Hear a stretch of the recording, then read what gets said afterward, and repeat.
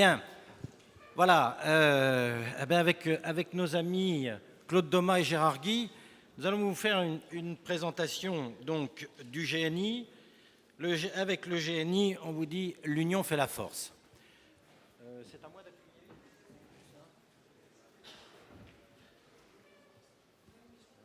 Moi, je ne vais jamais me faire marcher ces bazars.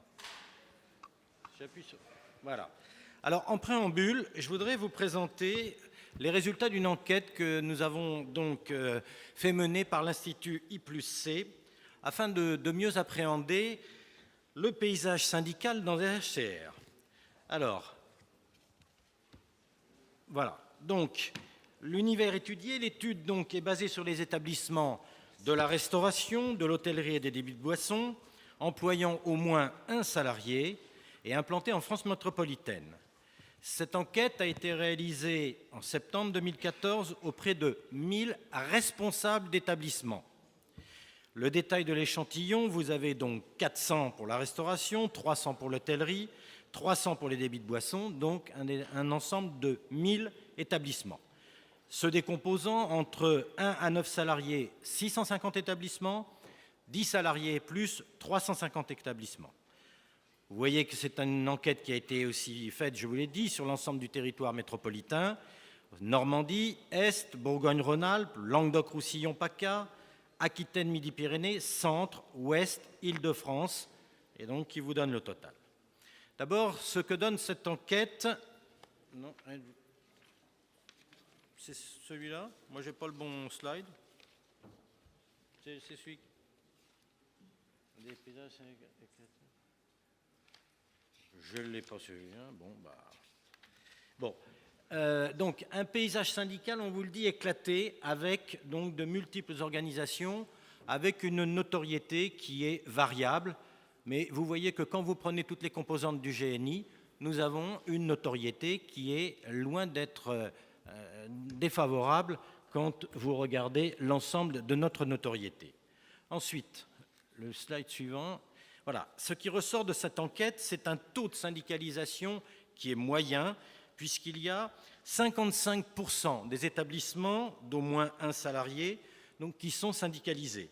Selon les détails de métier, vous avez 56 pour l'hôtellerie, 56 pour la restauration et 46% pour les débits de boissons dans les établissements d'au moins un salarié.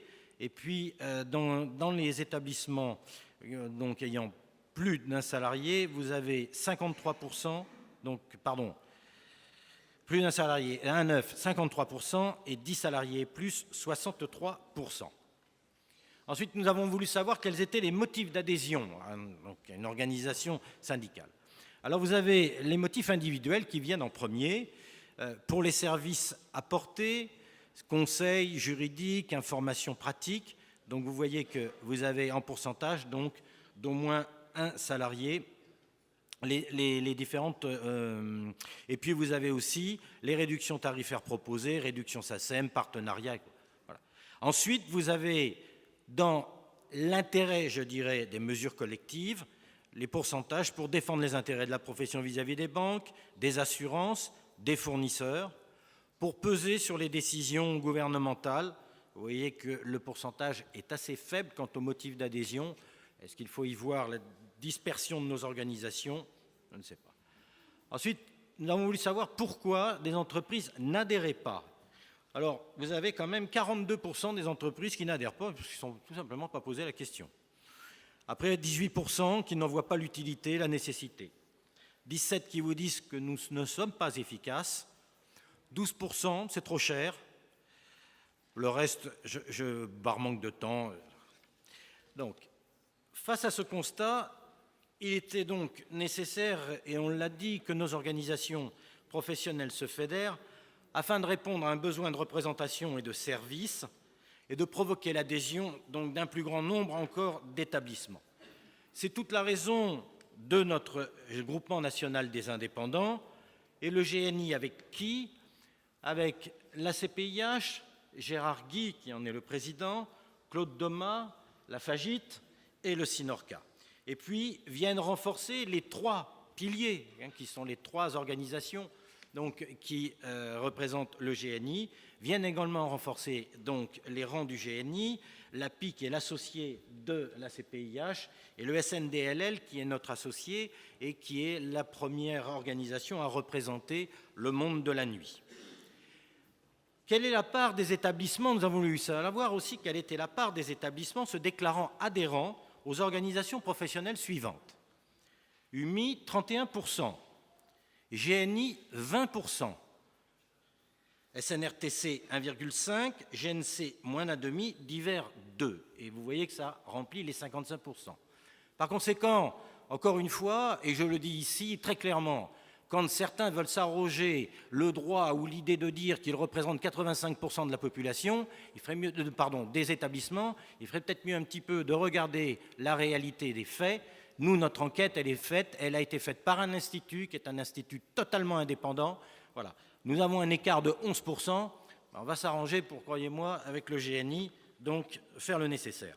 Le GNI représente 23 000 établissements, c'est-à-dire que vous avez 37,50% des établissements d'au moins un salarié contre 55% à l'UMI.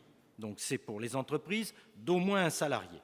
Et 41,5% des établissements de plus de 10 salariés sont adhérents du GNI contre 49% à l'UMI. Et nous représentons 260 000 salariés. Il faut que les choses soient dites, il faut que les choses soient claires, et il faut qu'on arrête de raconter n'importe quoi et de lancer n'importe quel chiffre. Pourquoi le GNI? Bien, vous le savez, parce que l'union fait la force. Nous voulons effectivement anticiper la loi sur la représentativité et répondre à la demande des professionnels. Et puis aussi, et c'est ça qui est très fort, parce que les différentes organisations professionnelles qui constituent le GNI ont le même ADN, nous partageons les mêmes valeurs. Nous partageons le besoin d'informer, de conseiller et de défendre les entreprises indépendantes et patrimoniales. Quelle organisation pour le GNI? Il y a une assemblée confédérale composée de 30 membres par organisation professionnelle, plus leur président, soit 93 personnes. Un conseil d'administration qui sera composé de 7 membres, plus leur président, les présidents de chacune des organisations, donc CPIH, FAGIT et Sinorca, ce qui fait 24 personnes. Et un bureau exécutif qui comprendra bien entendu les présidents des 3 organisations, plus 6 personnes, qui sera composé de 9 membres. Ce qui est important, et je tiens à le souligner ici, c'est que chaque structure fondatrice, CPIH, FAGIT et Sinorca, se voit reconnaître au sein du GNI le même poids, quelle que soit sa taille actuelle. Nous aurons aussi des structures régionales, et là, ce seront les départements qui viendront donc, je dirais, organiser et viendront nous dire comment ils comptent se regrouper ou travailler suivant telle ou telle méthode dans le cadre du GNI. Nous avons au total, avec le GNI, plus de 40 collaborateurs juristes experts qui sont à Chambéry, dans les locaux de la FAGIT, et à Paris, que ce soit au Sinorca ou à la CPIH, auxquels viennent s'ajouter, bien entendu, les collaborateurs en région. La raison d'être du GNI, un travail de lobbying, il est déjà en cours, j'en parlerai tout à l'heure et je vous montrerai les fruits déjà donc, de ce travail de lobbying. Et, vous l'avez vu, c'est l'enquête qui nous le dit, vous le savez parce qu'on le vit tous les jours, des services de proximité à nos adhérents. Le lobbying, les exemples d'intervention, taxes de séjour, l'encadrement des meublés touristiques, les allergènes et l'affichage de smiley, la déréglementation des licences, l'annualisation du temps de travail, l'accès au crédit, d'autres mesures comme, Claude, les chenillettes, donc la possibilité en montagne, parce que les écolos avaient décrété qu'on ne pouvait plus transporter donc, des clients à chenillettes, c'est bien cela, pour les emmener dans les établissements donc, en montagne. Eh bien, nous avons obtenu, Claude avait insisté là-dessus, nous avons obtenu, nous avons fait le lobbying, ça a été voté à l'Assemblée, ça a été voté au Sénat hier, Claude, hein, pas plus tard qu'hier.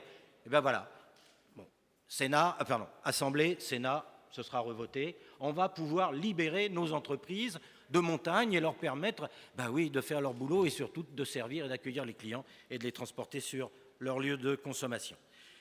Les services, les professionnels donc veulent un GNI qui soit puissant, capable aussi de leur apporter des services de proximité, je l'ai dit tout à l'heure, conseil juridique, information pratique, réduction tarifaire, puisque ça fait partie de notre travail. Efficacité et proximité donc, sont les maîtres mots du GNI. Le calendrier, 13 octobre 2014, nous avons signé nos statuts. 18 novembre 2014, je vous le dis, notez-le bien, 18 novembre 2014, au moment d'Equipotel, ce sera la première assemblée confédérale et l'élection du président du GNI. Avec le GNI, la CPIH, la FAGIT et le SINORCA s'unissent pour informer, conseiller, accompagner et défendre les entreprises indépendantes et patrimoniales. Nous gardons nos spécificités, mais nous saurons nous unir pour défendre ces valeurs auxquelles nous tiennent, et nous le ferons, je le dirais, avec à la fois le professionnalisme et l'amitié, je tiens à le dire ici, qui nous unit. Merci.